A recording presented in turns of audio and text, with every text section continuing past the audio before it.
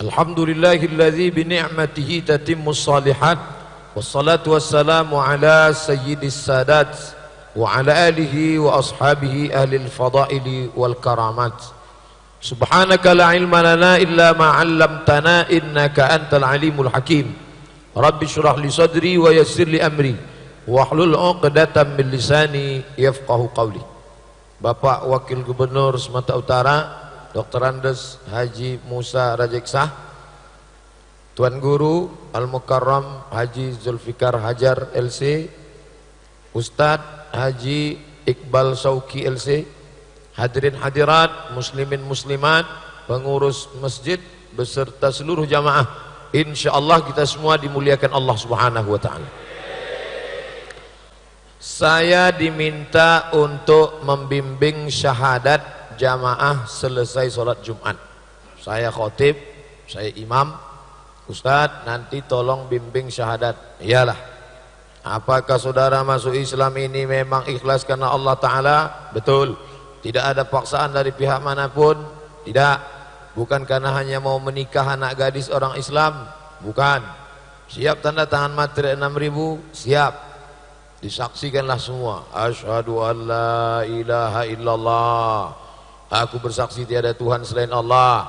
Wa asyhadu anna Muhammadar Rasulullah. Aku bersaksi Nabi Muhammad SAW adalah utusan Allah. Selesai itu jamaah pun bertakbir, peluk-peluk, kasih kain sarung. Setelah itu saya tanya, itu yang mu'alaf masuk Islam tadi, habis ini kemana? Tak tahu. Rumahnya entah di mana. Besok dia makan apa kita tak tahu. Dia sesudah masuk Islam diusir dari keluarganya, kerjanya pun kita tak tahu, dan hilang. Nanti tiba-tiba pas mau Idul Fitri baru datang lagi bawa sertifikat mu'alaf. Ini kerjaan ini tak betul, karena kita menanggung dosanya kalau sampai dia murtad. Jangan sangka dosa itu cuma minum khamar, jangan sangka dosa itu cuma berzina, berjudi. Bahwa membiarkan orang murtad itulah dosa yang paling besar. Karena hukum murtad adalah la yahillu damu mri'in muslim illa bi ihda salas. Tidak halal darah orang yang sudah bersyahadat kecuali 3. Yang pertama, an-nafsu bin nafsi, pembunuh. Pembunuh dalam Islam hukum pancung. Yang kedua, as-sayyibu zani, sudah menikah berzina. Dalam Islam ditanam setengah badannya, lempar batu sampai mati. Yang ketiga, at-tariku lidinihi al-mufariqu lil jamaah, orang yang murtad maka juga dihukum pancung. Dosa besar, dan kita ikut berkontribusi dalam dosa besar tersebut. Oleh sebab itu saya usulkan ke kawan-kawan, sahabat-sahabat di Pekanbaru Riau, ini harus kita buat lembaga. Akhirnya berdirilah Mu'allaf Center. Saya sibuk tak sempat, maka ketuanya dosen dari Universitas Riau, namanya Al-Mukarram Dr. Zulkarnain. Beliau doktor dalam bidang ikan, tapi konsen pada bidang dakwah. Sampai hari ini alhamdulillah ada pengajian, lalu kemudian dibimbing baca Quran, lalu kemudian ada pertemuan berkala. Nanti di bulan Ramadan diadakan buka bersama. Kalau dia punya masalah konseling. Kemudian ada yang punya bapak angkat, kita tahu dia kerja di mana, makannya apa, pakaiannya apa, dan kaum muslimin yang punya kelebihan rezeki bisa dia berbagi. Ini yang disebut dengan Mu'allaf Center. Center artinya pusat. Center, pusat. Bukan center mencari durian di kebun. Pusat pertemuan para mu'allaf. Saya tidak tahu bahwa subuh ini, yang tahu saya besok Ustadz subuh di Bumi Asri. Rupanya Bumi Asri punya satu lembaga Mu'allaf Center. Inilah yang menyelamatkan mu'allaf-mu'allaf kita. Dan subuh ini kita dipertemukan pula dengan para da'i. Saya selalu disebut, berikut ini mari kita dengarkan tausiah dari da'i kita. Saya bukan da'i, saya hanya pengajar saja. Da'i itu artinya mengajak orang dari jalan setan ke jalan Allah. Itu da'i. Dari menyembah pokok kayu, menyembah hantu, menyembah begu, menyembah Allah, itulah da'i. Adapun Abdul Somad tidak. Yang saya ceramah ini kan semuanya orang-orang baik ini kan. Orang baik. Orang yang sudah sholat subuh ke masjid itu pasukan inti. Kalau sudah di masjid itu macam sholat Jumat, maka tak lama lagi Palestina akan merdeka. Oleh sebab itu, yang takbir dulu. Oleh sebab itu foto sholat subuh hari ini harus di-share melalui Instagram dan Facebook supaya sampai ke tentara-tentara Israel. Mencret mereka menengok kita ramai subuh. Ini luar biasa. Ini. Tapi saya yakin subuh ini banyak pemain naturalisasi. Banyak juga pemain cadangan ini. Kalau mau menengok pemain inti, tengok besok subuh besok. Oleh sebab itu maka harus tetap, mudah-mudahan sampai anak cucu cicit kita istiqomah sholat subuh berjamaah. Nah, Bapak Ibu yang dimuliakan Allah, wa aqimus shalah, dirikanlah sholat. Sholat sudah selesai, tak usah kita kaji lagi sholat. Fasalli li rabbika wanhar, sholat sudah, tapi ada kelanjutannya, wa atuz zakah, bayarlah zakat. Dan sahabat-sahabat kita dari mu'allaf ini mendapat 1/8. Andai kita kumpulkan zakat terkumpul 1 miliar, amin, maka mereka mendapat 1/8. Berapa itu? 125 juta jatah mereka. Maka ini yang paling tinggi namanya zakat.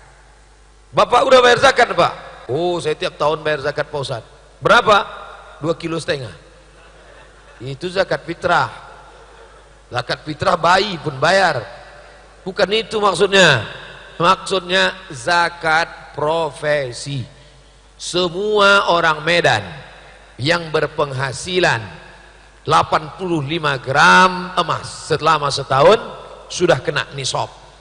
85 gram kali 500.000 sama dengan 42.500.000. 42.500.000. Itu angkanya tidak tetap, tidak fix. Dia bisa berubah-ubah. Yang perlu diingat 85 gram. Ingat itu, 85, 85, 85, 85. Jangan nanti keluar dari sini berubah jadi 58. 85. Kebetulan harga emas sekarang 500. 500 kali 85, 42.500.000. Siapa saja Bapak Ibu yang berpenghasilan 42.500.000 selama setahun sudah kena 2,5%. Saya tidak mengatakan gaji, tapi saya katakan penghasilan. Karena kalau cerita gaji, ada orang yang gajinya 2 juta, penghasilannya 20 juta. Uang tunjang, uang sipak, uang sikut, uang sundul, kumpul semua. Jadi di total semua. Pak Ustadz, ini bayarnya bagaimana teknisnya? 42.500.000 selama setahun dibagi 12, maka 1 bulan itu 3,6, 3.600.000. Siapa di antara Bapak Ibu yang berpendapatan 1 bulan 3,6 sudah kena 2,5%. Payah kita ngitungnya kalau 3,6. Kita hitung saja pukul rata 4 juta. Amin. Siapa yang berpenghasilan 4 juta? 2,5%, mudah ngitungnya. 1.025.000. Jadi kalau 4 juta 100.000. Kalau 5 juta 125.000. Kalau sebulan 10 juta 250.000. Saya paham, walaupun hebat cerdas matematik, tapi kalau udah cerita zakat nih memang pura-pura bodoh banyak.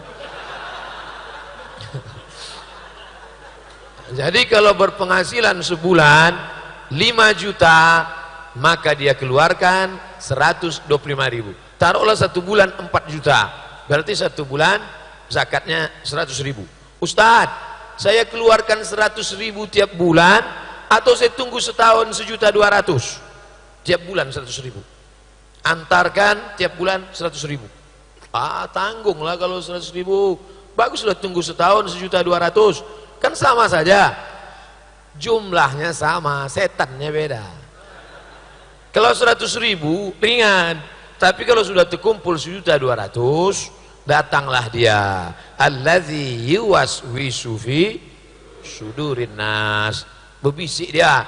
Yang berbisik itu 2, minal jinnati Kalau jin yang berbisik, kita bacakan ayat kursi, insya Allah selesai.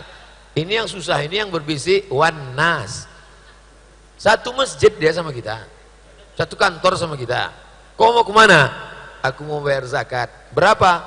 1.200.000. Itu HP baru 1.100.000. Kita bacakan ayat kursi, hafal pula dia dari kita lagi. Tapi tak apa-apa. Kalau ada kawan-kawan, adik-adik, tetangga satu komplek Bumi Asri ini nanti, pas kita mau bayar zakat 1.200.000, dia bilang, bagus kau beli HP baru. Itu bacakanlah ayat kursi, tiupkan. Mudah-mudahan terbakar dia. Tetap bayarkan. Inilah yang akan menolong di hadapan Allah. Kisah nyata, true story. Kebetulan sama-sama alumni Al-Azhar juga, LC. Cuman dia sibuk di bidang zakat. Begini ceritanya Mat, kata dia. Dia tak manggil Ustadz, manggil Mat aja. Jadi kami ngutip zakat ke rumah orang kaya. Kami tengok hebat dia, rumahnya besar, mewah, mobilnya pun mahal. Pak, kami tengok rumah bapak ini megah, mobil bapak pun mahal. Jadi biar mudah bapak, kami datang mengutip zakat. Bapak tak perlu ke kantor kami. Apa kata dia? Kalian tengok saja aku ini kaya, tapi aku ini sekarang sedang dililit utang, tak bisa aku bayar zakat. Rumahku ini 5 miliar belum lunas lagi, mobil ini 2 miliar, belum lagi yang di sana-sana bisnis. Jadi untuk sementara aku belum bisa bayar zakat. Inilah orang kaya mental fakir. Mental itu susah. Banyak orang begini sekarang, kaya dia tapi hati itu yang pelit, bakhil, kedekut, medit. Tahu lagi? Tahu lah bapak itu semua. Anak cucu Abu Lahab ini. Oke lah kalau bapak tak mau, tak masalah. Lalu kawan-kawan tadi pun pulang. Tak berapa lama, tak sampai setahun, datang dia ke kantor Basnas, Badan Amil Zakat. Itu bapak yang kita kutip kemarin kan? Iya. Alhamdulillah, rupanya Allah kalau sudah ngasih hidayah, tak sampai setahun sadar dia datang bayar zakat. Silakan Pak, silakan duduk. Kalau bapak mau bayar zakat, apa kata dia? Begini dek, ada tak zakat untuk saya?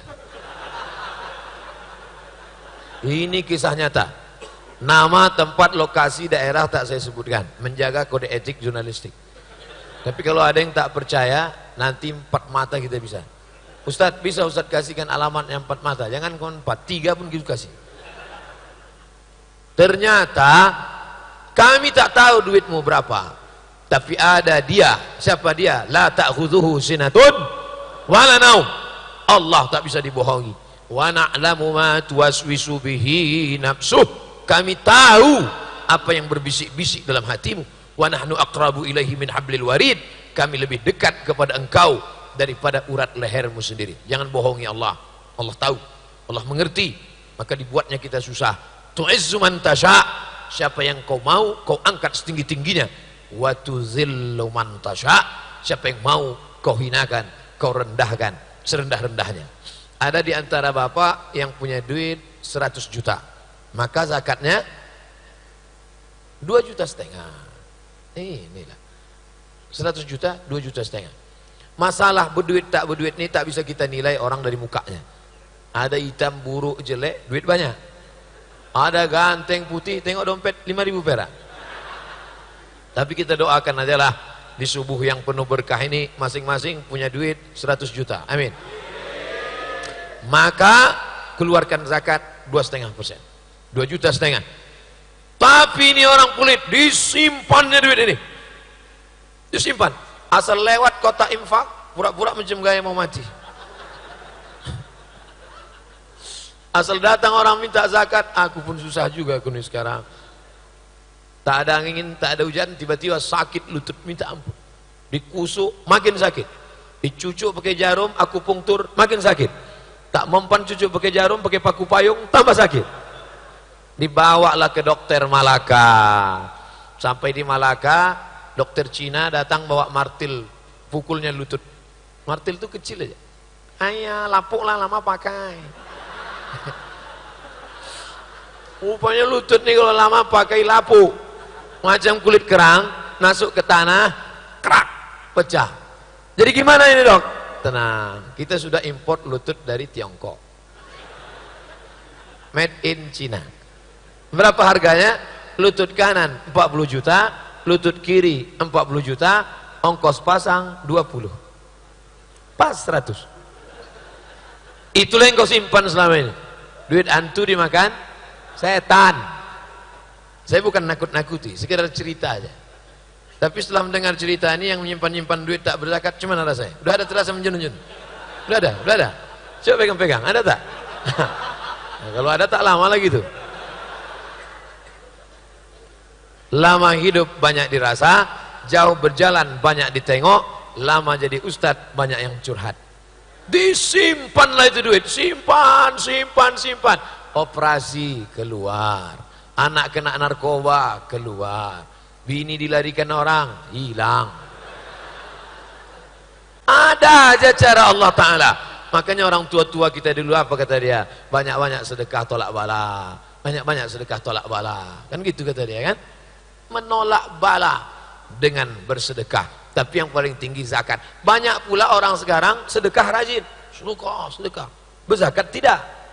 Ini dia tak paham, tidak mengerti namanya fikih aulawiyat, skala prioritas. Yang paling tinggi zakat, Pak. Zakat itu wajib. Kalau ada orang suka bersedekah tak bayar zakat, itu sama dengan orang yang bersorban, berpeci, pakai burdah di tengkuk tapi tak bercelana. Kita ini berpakaian ini ada yang wajib, ada yang sunat. Yang wajibnya bagi saya laki-laki bercelana, tutup pusat, tutup lutut, berbaju. Itu yang wajib. Adapun sorban ini sunat. Kenapa Ustaz pakai sorban? Biar tahu orang bedakan mana yang Ustaz, mana yang tidak. Itu kenapa pakai sorban? Karena pernah saya ceramah tak pakai sorban dulu sebelum video ini viral. Pas sampai saya ke lokasi daerah itu, hujan. Datang panitia yang bawa payung, ditanyanya, Ustadznya mana? Kata dia. Itulah, coba kalau kita pakai sorban, kan tahu dia, oh ini Ustadz. Tak mungkin saya ngaku, akulah dia. Kan? Oleh sebab itu maka ini penting. Pakaian itu penting. Tapi pakaian ini ada yang sunat. Ini sunat. Begitu juga dengan ini, dulukan dulu zakat. Setelah kau bayar zakat, baru yang di bawah itu namanya infak. Jadi di bawah zakat itu infak. Ustadz yang mana yang betul nih? Infak apa sedekah? Mengasih Quran, infak. Mengasih keramik, infak. Mengasih karpet, infak. Mengasih kue kotak, infak. Tengok-tengok aja dulu, jangan buka sekarang. Itu namanya infak. Wa anfiqu min thayyibati ma kasabtum. Yang materi, benda, itu namanya infak. Tapi Allah Maha Adil. Ada orang miskin, susah, dia tak bisa berinfak. Maka diberikan Allah satu jalan lagi namanya sedekah. Makanya senyum itu infak apa sedekah? Sedekah. Tabassumika fi wajhi akhika sedekah. Senyummu kepada wajah saudaramu sedekah. Artinya apa? Kalau kau kaya, kasih duit. Tapi kalau kau susah, kasih senyum. Udahlah tak berduit, senyum pun tak mau. Pergi ke Sungai Deli, terjun mati ke situ. Yang lebih bagus lagi, sudahlah kaya, senyum pula. Itu dua kali dia dapat, infak dapat, sedekah dapat. Makanya yang tepat ditulis di kotak hari Jumat itu kotak apa? Kotak infak, jangan kotak sedekah. Kalau ditulis kotak sedekah, itu maka senyum aja dia. Asal lewat, gitu. Asal lewat. Jadi yang salah itu pengurus. Coba aku tengok nama, mana kotak? Tengok. Ada. Apa kalian tulis itu? Yang lain kotak sedekah. Kalau kotak sedekah, selesai acara nih beli cat, tutup. Buat kotak infak. Tulis itu kecil. Kalau kau mau sedekah jangan ke kotak nih. Nah, yang bertengah zakat, di bawah zakat infak. Di bawah infak sedekah. Di bawah sedekah wakaf. Wakaf ini 4 rukunnya. Orang yang berwakaf, orang yang menerima wakaf, benda yang diwakafkan, ada ijab qabul. Aku wakafkan ruku ini untuk biaya operasional mu'alaf center tunai. Kata orang mu'alaf center, nazir namanya, penerima wakaf. Aku terima sah. Makanya tak tepat kalau ditulis kotak wakaf, karena kita tak pernah akad ke kota. Mana pernah kita ay kota, aku akad, aku kasih duit. Menjawab pula kota itu, aku terima, aku terima, aku terima. Tak ada. Ini banyak kita ini salah pasang, salah nama. Kenapa begitu? Memang begitulah, entah karena tak mengaji, entah karena tak peduli pada perkara sepele remeh-temeh. Tapi saya, itu masalah-masalah begitu tuh saya perhatikan. Masjid yang cantik, yang indah ini, inilah masjid yang cukup rukun dan syarat. Kadang sholat kita di masjid itu, Allahu Akbar, bangkit dari sujud, menempel pasir di kening. Bersemen kasar. Saya berapa kali sholat di masjid semen kasar. Tapi di masjid kita di bumi asri, memang betul-betul asri. Bukan cuma lantai berkeramik, memanjat sampai ke dinding.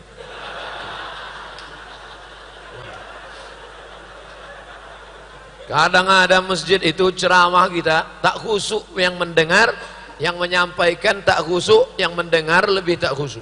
Panas, berkeringat. Masjid kita Masya Allah, AC lengkap. Walaupun tak hidup. Luar biasa. Pasangin ada.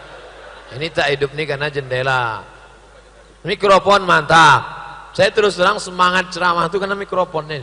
Kadang ceramah kita, Assalamualaikum. Lengkap. Jam sengaja dipasang situ. Itu masjid, kalau kalian masjid Medan ini kalau mau meniru, datang kalian studi banding kemarin. Nih, itu perlu jam di sana. Supaya apa? Supaya khotib di sini tidak asik menengok jam. Tahu dia menengok, oh udah jam 6 kurang 10. Karena saya jam 6.15 pergi ke airport. Jelas nampak kan? Nah. Kadang berapa kali saya ceramah, kenapa jam ini tak bergerak? Rupa baterai tak diganti. Nah, ini lengkap semua. Kemudian ada lemari Quran, ada pula isinya buku. Supaya orang duduk jangan asik ketawa. Datang dia ke masjid, buka Quran, baca buku. Ini enggak, datang ke masjid, tengok, nah, tengok, rapi dia. Dari rapinya nampaknya jarang dibuka. Bagus. Ini dia. Kemudian ada pula jam. Nih, masjid-masjid mesti punya jam ini. Supaya apa? Supaya iqamatnya diatur oleh ini. Sehingga habis azan, sholat sunat diatur. Ini banyak berkelahi. Ada beberapa masjid yang mengatur iqamat itu bukan jam. Ibu-ibu di belakang. Ibu itu pula berkuasa. Qomat, kata dia. Adik-adik yang di masjid itu takut. Dia lebih takut sama ibu itu dari bapak-bapak. Karena ibu itu yang selalu ngilim gulai.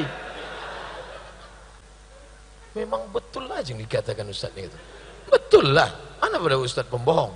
Kalau ada ustaz pembohong, ustaz hantu itu. Ustaz si Jos dulu itu ustaz bohong itu. Kalau saya jujur aja. Nah, yang begini-begini ini mesti kita jaga. Tapi semua ini karena zakat, wakaf, infak dan sedekah. Orang yang cerdas bukan yang IQ-nya tinggi. Orang yang cerdas itu siapa? Mandana nafsahu, bisa ditundukkannya hawa nafsunya, wa amila lima ba'dal maut. Dia berpikir apa yang bisa dia buat sesudah mati. Bapak asal dapat duit beli mobil baru, dapat duit bangun rumah, dapat duit beli motor, dapat duit. Ingat Pak, saya bukan nakut-nakuti. Kalau bapak mati, motor bapak itu dipakai laki ibu yang baru. Betul tak cakap saya ini? Banyak yang takut. Ustadz ini tak enak aja ceramahnya. Giliran mati kami lah dibilangnya mati. Oke, kalau gitu kita balik. Sekarang ibu itu mati. Ibu asal dapat duit beli cincin, SPPD beli jam, dapat lagi duit beli gelang, dapat lagi duit beli anting, dapat lagi duit, semua udah pakai emas, akhirnya gigi pakai emas. Asal pergi undangan sebentar-bentar, jam berapa ya? Panas sekarang ya, panas. Tiba-tiba tak ada angin, tak ada hujan, tiba-tiba mati ibu. Gelang, subang, anting, emas ibu itu semua, saya bukan nakut-nakuti, habis diambil bapak itu untuk modal kawin lagi. Jadi bapak yang tak mau bersedekah silakan. Mobil besar tinggal, rumah besar tinggal, bini besar tinggal. Tinggal. Saya udah banyak menengok. Menangislah bini. Waktu bapak meninggal, menangis dia. Abang, kenapa kau tinggalkan kami, Bang? Kenapa ibu itu kuat betul nangis? Sikit kalian. Sikit kalian tinggal itu. Tapi ada ibu-ibu itu tak menangis dia, Pak. Waktu suami itu meninggal, tegar dia. Ibu tak menangis? Tidak. Kenapa tak menangis? Memang udah lama aku tunggu katanya.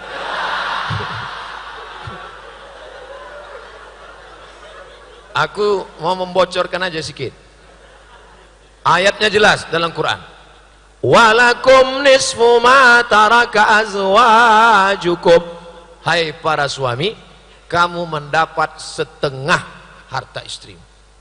Ibu itu kerja nih, wanita karir. Pergi pagi, pulang petang, prosesnya banting tulang, sampai rumah pun tak terurus, anak pun kerja terus, bisnis. Tabungan, emas, semua dolar 2 miliar. Tiba-tiba malang tak dapat ditolak, untung tak dapat diraih. Datang malaikat maut. Malaikat maut kalau datang tidak menengok hasil check up terakhir, tidak menengok akte kelahiran. Mati 2 miliar duit ibu, maka dibagi 2. Itulah yang disebut dengan gono gini. Apa arti gono gini? Kau begono, aku begini. Dibagi 2, Bu. 1 miliar untuk ibu, 1 miliar untuk bapak. Bulat 1 miliar, Pak. Makanya kalau ada bapak-bapak yang agak-agak menderita sekarang, sabar aja, Pak. Sabar aja. Saya paham, kalian ini banyak juga yang tertekan ini. Sabar. 1 miliar untuk kalian. 1 miliar punya ibu tadi, bapak dapat lagi. Menurut ilmu faraid. Yang tadi menurut kompilasi hukum Islam Indonesia, KHI namanya. Harap nanti pulang dari sini pergi ke toko buku cari, penting buku nih. Soalnya jatah kita. Dari 1 miliar tadi, bapak dapat lagi. Kalau tak ada anak, setengah pula punya bapak. Anggaplah ada anak. Berapa kami dapat kalau ada anak, Pak Ustadz? 1/4. Maka bulat untuk bapak 1 miliar 250 juta. Kalau ada duit di tangan 1 miliar 250 juta, yang menangis itu sebelah kanan aja, sebelah kiri.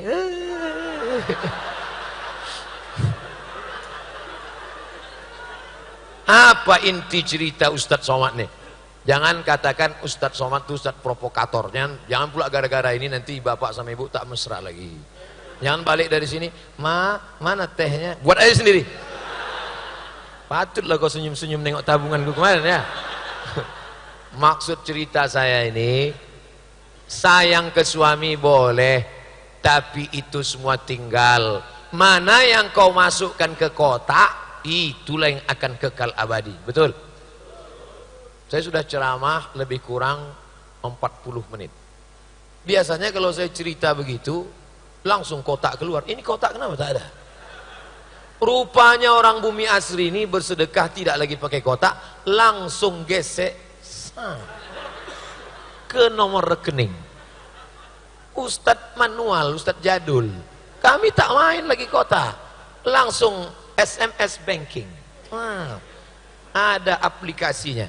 Tolong di-download itu aplikasinya sehingga orang bersedekah tak lagi susah. Langsung report. Aplikasi ingin sedekah berapa? Cuman waktu memencet itu hati-hati. Nolnya itu pastikan betul. Hitung baik-baik. 1, 2. Jangan sampai setelah terkirim awak menangis. Ya Allah. Disangka kawan husu. Husu kali doa kawan tu ah. Rupanya 0 salah picit. Mau minta balik malu. Ada itu aplikasinya. Bapak penting, ini penting. Mu'alaf Center udah disebarkan itu aplikasinya? Belum? Udah. Udah. Ini memang betul tak pakai kotak sedekah? Mana kotak? Kotak yang disebar itu mesti dikawal. Dikawal. Karena ini Medan.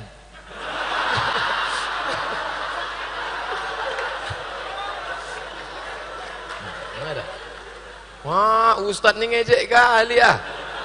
Kalau orang luar Medan bercakap begitu berarti dia ngejek Medan. Saya ini memang orang sini. Jadi jangan pola tersinggung. Lama saya sekolah sini. Pernah juga dompet saya hilang. Kejahatan terjadi bukan hanya karena ada niat dari pelakunya, tapi karena ada kesempatan. Waspadalah. Banyak orang-orang Medan yang baik-baik, yang rajin bersedekah. Kenapa tak terkumpul? Krisis kepercayaan. Oleh sebab itu Mu'alaf Center setiap bulan itu mesti ada reportnya. Tulis semuanya. Membeli ini, beli paku payung, membeli lem, membeli apa, tulis semua keluar. Jadi orang percaya. Sekali orang tak percaya, seumur hidup. Hubungan kita ini kan hubungan kepercayaan. Sekali orang dikhianati, dia tak akan percaya. Kalau sudah hatinya kau sentuh, sentuhlah dia tepat di hatinya, dia akan jadi milikmu untuk selamanya. Kalau udah percaya jamaah ini, jangankan duitnya, sama-sama dompetnya dikasihnya. Nah, itulah dia kalau udah percaya. Memang dompet udah lama, tak apa, lapu udah kasih. Kombek jelas. Nah, oleh sebab itu maka ini share nanti. Mudah sekarang nge-share-nya. Masukkan aja ke Instagram, ke FB. Alah, dia macam paham aja Instagram. Saya ada Instagram saya. Yang mana tuh? Yang followernya 6 juta itu. 6 juta sekarang followers itu. Sikit lagi. 6 juta itu sekarang satu kabupaten itu. FB Ustaz ada? Ada. Tulis itu di Facebook Abdul Somad. Banyak sekali yang pakai nama Abdul Somad, Abdul Somad, Abdul Somad, Abdul Somad. Yang mana FB Pak Ustaz? Mudah aja. Ada di situ yang followernya 1,2 juta. FB 1,2 juta, Instagram 6 juta, 7 juta 200.000 orang. Tapi ketika saya mati nanti, satu pun tak ada yang mau mengawani dia yang lahat. Ingat, kawan sekarang ini cuman kawan ketawa, betul? Begitu kalian dengar Abdul Somad mati, apa kata jamaah di Medan? Abdul Somad, Ustadz Somad kemarin yang subuh di Bumi Asri itu meninggal. Memang udah nampak tanda-tandanya. Lain gaya dia kemarin itu. Emang ku tengok tak sampai 2 Jumat lagi gol dia tuh. Tengoklah jamaah ini. Kita cerita mati pun dia ketawa juga. Bukan sedih dia kita mati. Tapi saya yakin dari Medan ramai-ramai mereka mengirim untuk almarhum Abdul Somad di Pekanbaru Al-Fatihah. Jangan baca sekarang. Oh cepat aja dia mati. Yang akan menolong kekal abadi adalah sodakoh. Sodakoh. Apa katanya tadi? Sodakoh.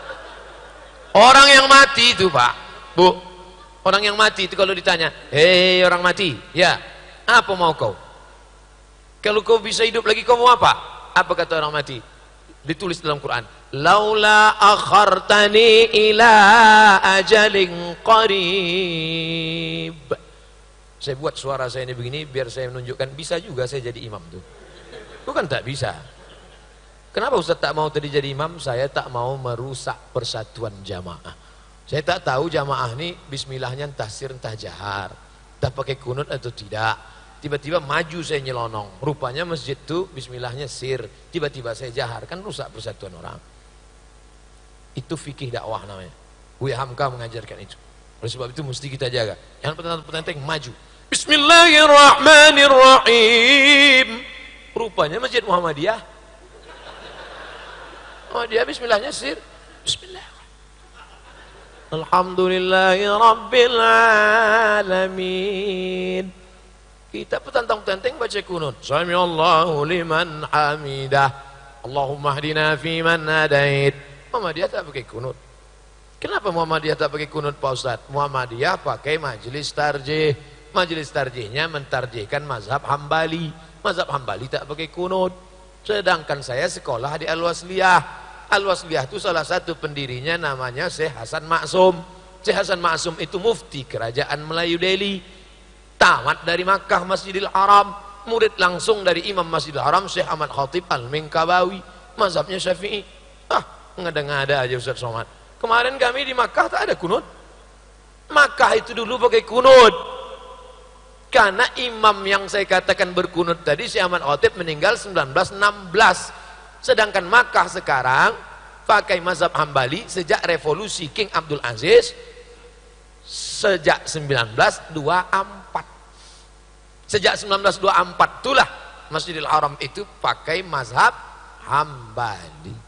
Raja yang sekarang Salman bin Abdul Aziz menggantikan abangnya Abdullah bin Abdul Aziz, menggantikan abangnya Fahad bin Abdul Aziz, menggantikan abangnya Khalid bin Abdul Aziz, menggantikan abangnya Faisal bin Abdul Aziz, menggantikan abangnya Suud bin Abdul Aziz, menggantikan ayahnya King Abdul Aziz. Itulah namanya diabadikan menjadi airport King Abdul Aziz. Ya, nanti anak kita tanya, ya, apa nama airport nih? King Abdul Aziz. Siapa dia? Bisa aku tanya-tanya. Nah, udah gitu dari dulu. King Abdul Aziz itu mazhabnya Hambali, mengikut Muhammad bin Abdul Wahab, mengikut Ibnu Taimiyah. Ibnu Taimiyah itu mazhabnya Hambali, tak berkunut subuh. Ini banyak orang sekarang balik dari umroh petantang-petantang. Wah, aku di Makkah kemarin 4 malam. Tak ada pakai kunut subuh. 4 malam dia di Makkah udah mengkritik orang. Syekh Hasan Maksum 20 tahun di Makkah pakai kunut subuh. Artinya yang pakai kunut subuh silakan ikut mazhab Syafi'i. Yang tak berkunut subuh pun silakan. Jangan berkelahi antara berkunut tak berkunut. Nanti yang ketawa yang tak sembahyang. Tinju di masjid gara-gara kunut tak kunut. Apa kata orang yang di luar masjid? Kenapa orang itu kelahi? Gara-gara kunut. Untung kita tak sembahyang. Artinya apa? Persatuan yang sudah bagus di bumi asri, mu'allaf center yang sudah tertata rapi, tapi masalah khilafiyah, mari kita jaga persatuan. Perempuan-perempuan yang sudah bercadar, bagus. Yang kalian aja. Ini banyak laki-laki ini asal nampak perempuan bercadar, dia aja. Menengok perempuan bercadar, dia aja. Menengok perempuan tak bercelana, diam. Ini berarti orang ini otaknya sungsang. Tak betul. Cadar itu ajaran Islam. Yang bercadar bagus, yang tak bercadar sudah pakai jilbab bagus. Dua-duanya ajaran Islam. Perempuan-perempuan yang bercadar, mereka itu bukan menjaga pipinya, bukan menjaga mukanya. Perempuan yang bercadar menjaga mata laki-laki supaya tak gatal. Makanya kalau ada nanti ibu-ibu mengejek perempuan cadar, kok kenapa kau pakai cadar? Apa kau pakai cadar? Macam ninja aku tengok. Bu, aku bercadar ini bukan menjaga mukaku, menjaga mata laki kau.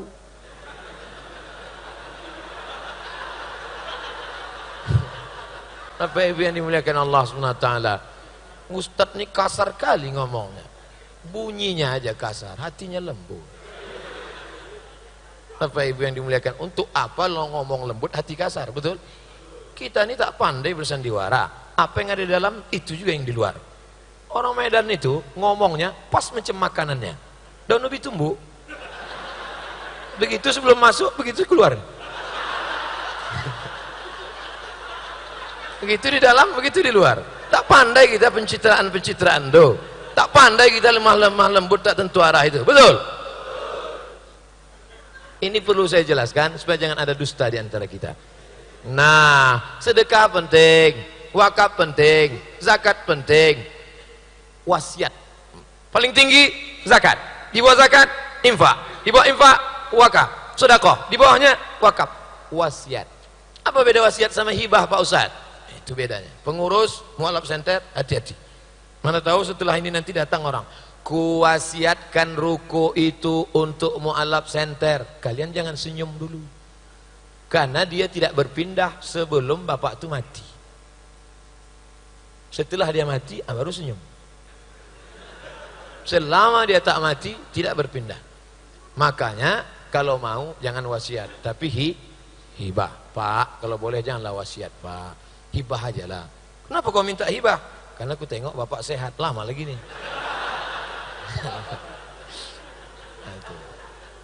Kadang ada orang ini pengalaman Bapak Ibu. Ada orang ini udah meninggalkan wasiat, udah ngap-ngap baung udah. Napas tuh udah, judul lagunya setengah napasku pergi. Aku wasiatkan ruko yang ada di sana untuk mualaf center. Pengurus pun sudah Allah mau besok sehat. Cemana mualaf center?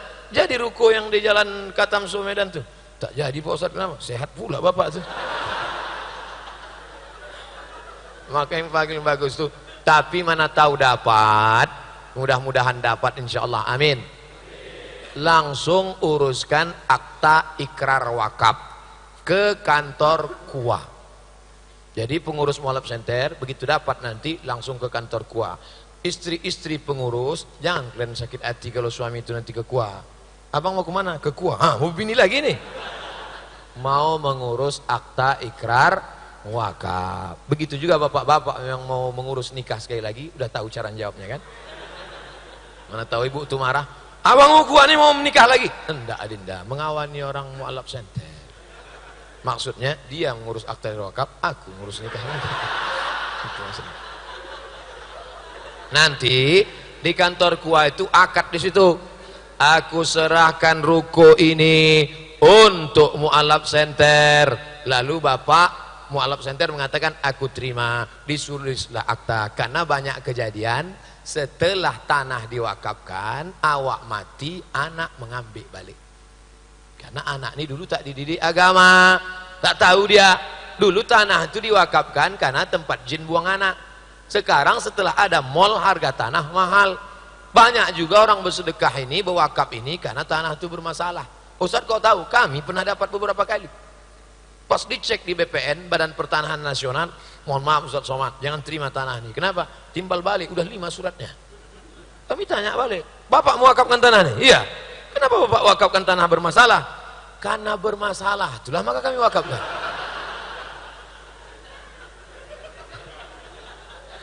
Kalau tak bermasalah, ngapain kami wakaf? Bagus kami jual gitu. Jadi rupanya orang ini beramal banyak juga yang tidak lillahi ta'ala. Makanya kita disuruh usolli fardhu subhi raka'ataini adaan ma'muman lillahi ta'ala. Nawaitu samawadin ada'i fardhu syahri ramadhan hadis sanati lillahi ta'ala. Bapak ibu yang bersedekah nih lillah. Kalau udah kau kasih ke mualaf center, jangan lagi berkata kalau bukan karena aku, udah lama mualaf center itu mati.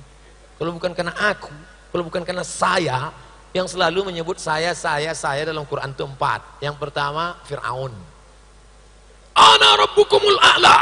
Yang kedua Qarun, innama utituhu ala ilmin indi. Yang ketiga setan, ana khairum minhu. Jadi berapa kau sebut tadi yang selalu di Quran nyebut aku tuh? 3 pak. Yang pertama Qarun, yang kedua Fir'aun, yang ketiga setan, yang keempat apa pak? Yang keempat sikit-sikit saya. Kalau bukan karena saya, tak akan mungkin jamaah ini ramai macam ini. Kalau bukan karena saya, tak akan mungkin hidup mualaf center. Maka balikkan kepada Allah. Karena siapa? Karena Allah. Kalau bisa orang tak tahu, ada anak muda meninggal di belakang makam Ibrahim dalam keadaan sujud pakai kain ihram, salat sunat tawaf. Ini kematian yang paling indah, husnul khotimah. Sedang berwudu, pakai kain ihram, habis tawaf, sujud terakhir di belakang makam Ibrahim dalam Masjidil Haram. Heran orang, bukan ustadz, bukan ulama, anak muda. Datang orang ke rumahnya, ditanya emaknya, "Bu, anak ibu itu?" "Iya." "Ulama dia?" "Tidak." "Kok bisa dapat husnul khotimah?" "Aku pun tak tahu." Seminggu setelah meninggal, datang janda membawa beberapa anak. Berterima kasih, rupanya anak muda ini memberikan 1/3 gajinya untuk anak yatim. Betul janji Nabi, shadaqatus sirri tadfa'u mitatas su', sedekah diam-diam menolak mati su'ul khatimah. Makanya nanti kalau ada di antara bapak yang tiba-tiba meninggal, sudah itu datang janda, itu tanda husnul khatimah.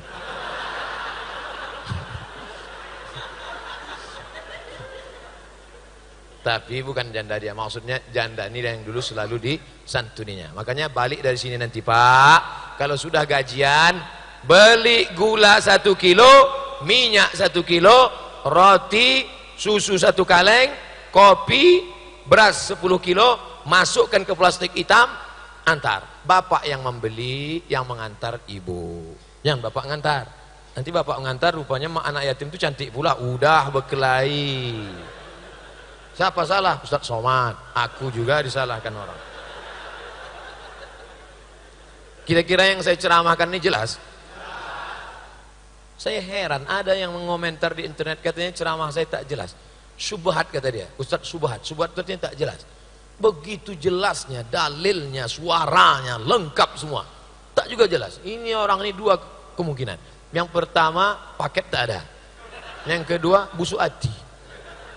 Ustaz, gimana caranya menangani apabila seorang wanita saat diajak nikah tapi memberikan syarat dulu, seperti tamat kuliah dulu, macam tak ada perempuan lain. Kau cari perempuan lain.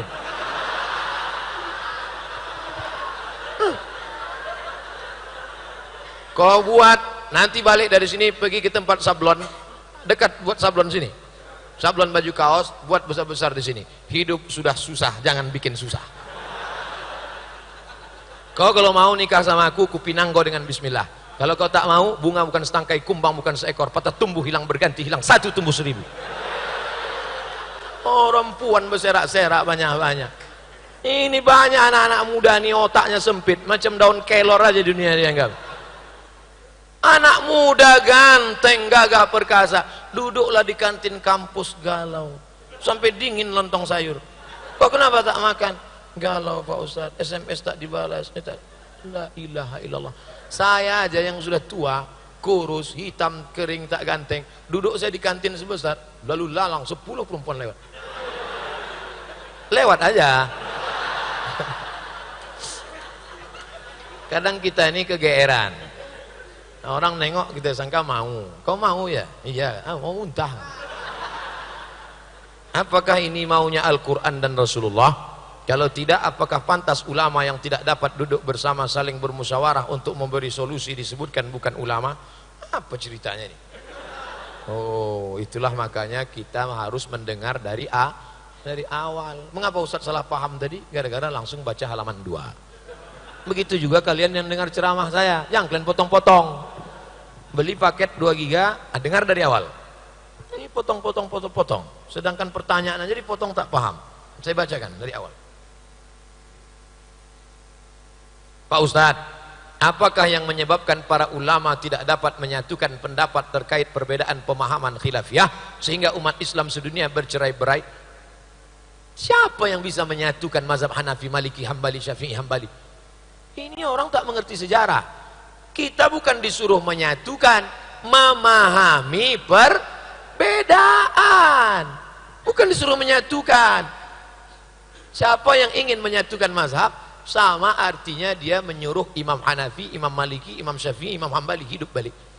Syekh Abdurrahman Sudais, Imam Masjidil Haram, tidak pernah baca bismillah jahar di Makkah. Selalu bismillahnya sir.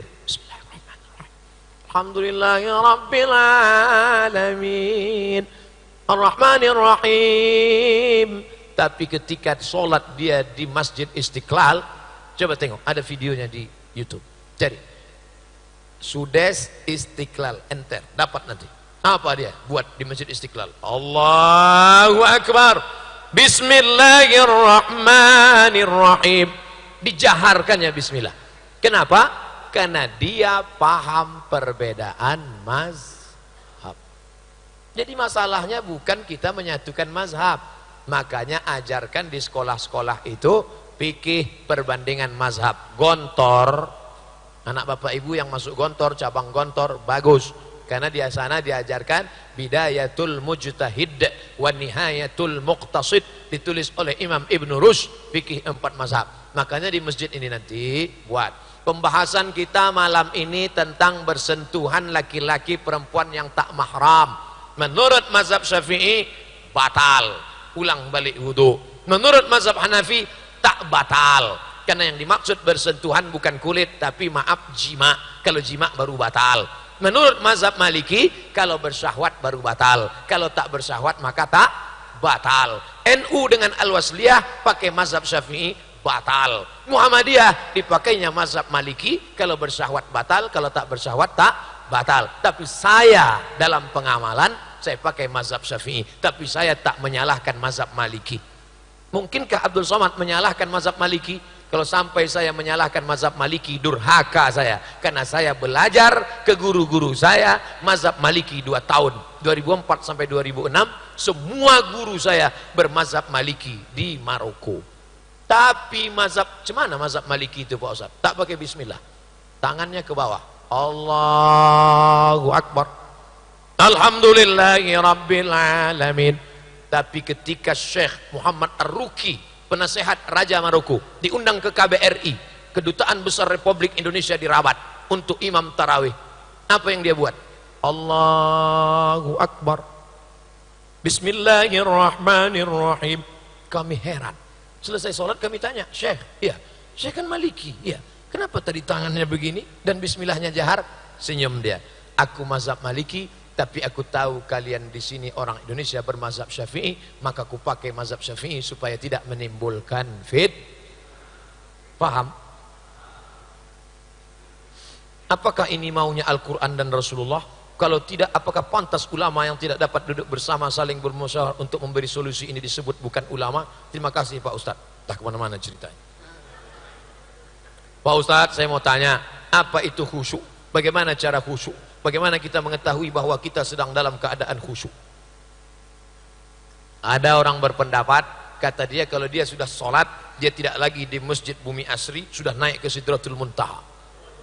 Aku kalau sudah sholat, sudah putus makrifatku, udah tak ada lagi nampak aku, udah tinggal aku sama Tuhan aja lagi berdua. Sekarang kita tengok sahabat Nabi SAW. Waktu itu Nabi sakit. Waktu Nabi sakit, maka imamnya Abu Bakar. Mereka pun sholat, Imam Abu Bakar. Tiba-tiba Nabi datang dari kamarnya. Mohon maaf, ini mimbar, ini mihrab, kamar Nabi di samping. Mohon maaf, inilah agak-agaknya beginilah makmum. Tiba-tiba datang Nabi dari kamarnya. Makam Nabi yang sekarang itu kamar Nabi. Nabi datang. Pas Nabi datang, maka makmum memukul tangan. Mau ngasih tahu Abu Bakar bahwa Nabi datang. Kan tak mungkin dibilang, Abu Bakar, Nabi datang tuh.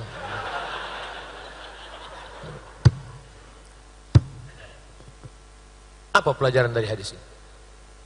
Bahwa sahabat itu sadar. Bukan dia naik ke Sidratul Muntaha. Sahabat Nabi yang disebut dalam Quran yang radhiyallahu an tetap tidak berpindah tempat. Sadar dia bahwa ada Nabi datang. Tiba-tiba orang yang baru ikut bersuluk 2 kali berzikir, oh ini Ustadz ngejek tarekat ya? Enggak, saya pengamal tarekat Naqsyabandi, saya pengamal tarekat Syattariyah, saya pengamal tarekat Syaziliyah, saya ambil sanadnya dari Syekh Muwaffaq. Tapi tidak yang mengada-ngada cakap, membuat-buat. Kita ini berdasarkan ilmu, bukan kita pergi ke alam lain. Kalau ada orang ngaku aku tadi sholat tak kemana, dilarikan jin itu. Dia tetap sadar di tempatnya. Hadis yang kedua, Nabi sedang sholat jadi imam. Tiba-tiba Nabi membuka selop. Waktu itu Nabi sholat pakai selop. Masjid Nabawi belum ada karpetnya, masih pasir. Nabi sholat pakai selop, dibuka Nabi selopnya. Ketika Nabi membuka sendalnya, semua makmum di belakang menengok, membuka sendalnya. Assalamualaikum warahmatullahi wabarakatuh. Assalamualaikum warahmatullahi wabarakatuh. Nabi tengok sendal berserak-serak di belakang. Lalu kata Nabi, kenapa kalian buka selop kalian? Kata sahabat, kami tengok kau buka selop, kami buka selop kami. Apa kata Nabi? Aku buka selopku karena tadi datang Jibril mengatakan selop itu ada najis. Selop kalian tak bernajis, kenapa kalian buka? Apa pelajaran dari sini? Bahwa sahabat itu tidak kehilangan kesadaran. Dia tetap menengok sendal Nabi lepas. 3. Uqtulul aswadaini fis shalah. Kalau kau sedang sholat, bunuhlah 2 yang hitam. Kalau sedang sholat, bunuh 2 yang hitam. Apa yang dimaksud 2 yang hitam? Al-af'a wal aqrab. Aqrab kalajengking, af'a thu'ban, ular. Artinya apa? Waktu sholat mata terbuka. Coba tutup mata. Tiba-tiba datang anaconda. Sholat tidak kehilangan kesadaran, tapi sholat orangnya tetap mengingat Allah. Udah jelas. Ini untuk membantah orang yang mengatakan bahwa dia khusyuk sampai hilang kesadaran. Dia tetap ingat Allah, dia tetap fokus di tempatnya, dia tetap membaca. Ustadz, sholat itu mata terbuka apa tertutup? Mata terbuka. Tapi kalau tak fokus, tak khusyuk, boleh ditutup. Nah, tahu kawan yang di depan itu kadang, makanya kalau sholat pakai baju yang tak ada tulisan. Ini ada orang pakai baju kaos di depan, tertulis coblos nomor. Itu namanya tak khusyuk. Udahlah datang terlambat, Dia tulis pula di belakang, emang masalah buat lo? Mata khusyuk. Saya kalau ada yang model-model gitu saya tutup mata. Lah, lalu bagaimana caranya khusyuk? Kata Syekh Ali Tantawi ada 5. Yang pertama, ketika berwudu jangan bercakap. Makanya waktu berwudu itu saat air masuk ke mulut, makrifat hakikatnya keluarlah dosa-dosa mulut. Hadis riwayat Ibnu Majah. Saat air menyiram muka, keluarlah dosa dari kelopak biji mata. Saat air menyiram tangan, keluarlah dosa dari celah-celah tangan. Saat air mengusap kepala, keluar dosa isi kepala, otak sampai ke lubang telinga. Saat air menyiram kaki, keluar dosa dari celah-celah kaki. Jangan sambil bercakap. Ini banyak orang sekarang sambil wudhu cakap. Nah, kamu udah aku bilang sama dia, jangan. Tapi itulah datang juga, memang entah apalah maksudnya. Punya kentut juga sama dia itu. Itulah kita khusyuk. 2. Dari tempat wudhu ke tempat sholat tak boleh tasbih. Tak boleh tasbih. Tasbih itu apa? Keretak. Kalau tasbih aja tak boleh, apalagi update status. Putus kontak HP mati. Udah, tasbih boleh, tasbih tak boleh. Tasbih. Subhanallah, subhanallah, subhanallah. Bro, gimana habis sholat itu jadi kita makan sana? Subhanallah, subhanallah.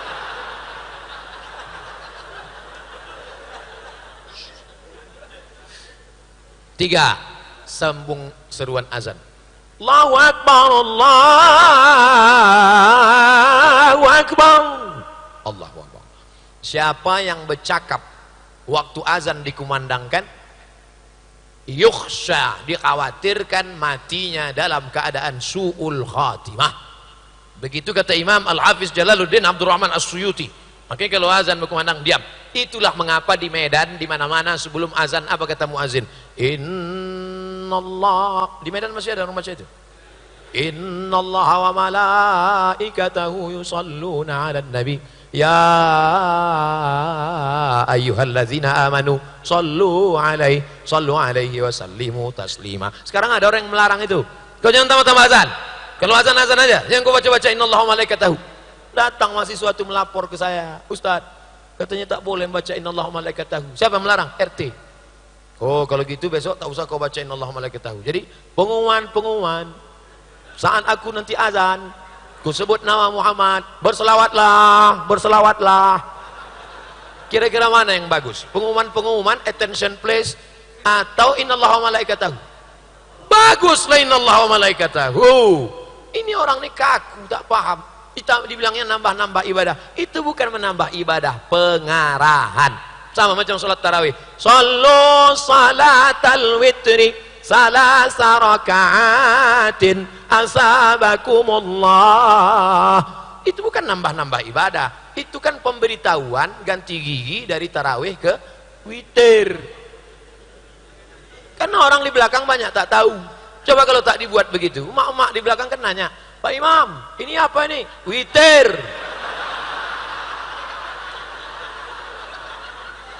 3, 4. Pertama, waktu wudhu jangan cerita. Kedua, dari tempat wudhu ke dalam jangan tasbih. Ketiga, sambut seruan azan, jaga khusyuk. Keempat, mulut membaca, hati mengingat. Inna sholati wa nusuki wa mahyaya wa mamati.